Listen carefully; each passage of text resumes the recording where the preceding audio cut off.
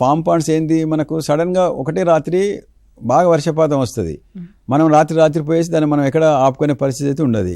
ఇవన్నీ మళ్ళీ మన పక్కన ఉన్న నాలాల ద్వారా చెరువుల నుంచి మళ్ళీ నదుల నుంచి సముద్రం పాలు తప్ప మనకు పంటకు పోయి. అందుకనే ఒకవేళ ఒక 2 ఎకరాలు 3 ఎకరాలు ఉన్న రైతు తన పొలంలోనే వాళ్ళు ఎక్కడైతే ఉంటుందో అక్కడ ఒక చిన్న ఈ పామ్ పాండ్ని కానీ తవ్వుకున్నట్టయితే, ఇలా ఎక్కువ ఉన్న వర్షపాతం రాత్రి వరద రూపంలో వచ్చింది అక్కడ నిలబడితే తదుపరి ఏమవుతుంది, మనకు ఇట్లా ఒక 4-5 వారాలు కనుక బెట్ట వచ్చి ఆయనకు అక్కడ దగ్గర బావిలేదు, కాలువ రాదు, ఏం రాదు, బెట్ట వచ్చి పంటను సంరక్షించుకోవాలంటే ఈ పామ్ పాండ్లో ఉన్న నీటిని కనుక అతను మంచి, ఇప్పుడు మనకు 1 తడి 2 తడి ఇవ్వాలనుకుంటే మనకు సాగునీటి పద్ధతులు కూడా వచ్చినాయి. మనకు స్ప్రింక్లర్స్ ఉన్నాయి, రెయిన్ గన్స్ ఉన్నాయి.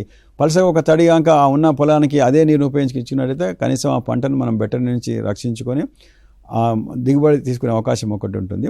ఇంకొకటి ఏంటంటే, మనకు ఆ వర్షాకాలంలో వానాకాలం పంట అయిపోయింది, మనకు పంట పొలాల్లో ఉన్న నీటి గుంటలో నీళ్లు ఉన్నాయి.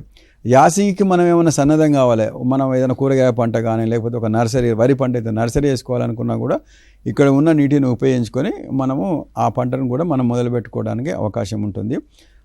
ఆ నీటి గుంటల్లో నీరు భూమిలోకి ఇంకో గుంట కూడా మనము ఈ ప్లాస్టిక్ లైనింగ్ వేసుకోవడానికి కూడా మనకు హార్టికల్చర్ డిపార్ట్మెంట్ ద్వారా కొంత సబ్సిడీ కూడా ప్రభుత్వం అందజేస్తుంది.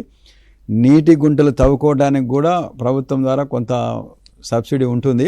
అవన్నీ కూడా రైతు సోదరులు దగ్గర ఉన్న వ్యవసాయ అధికారిని కానీ ఉద్యానవన అధికారిని కానీ సంప్రదించినట్లయితే మీకు మిగతా వివరాలని చెప్తారు.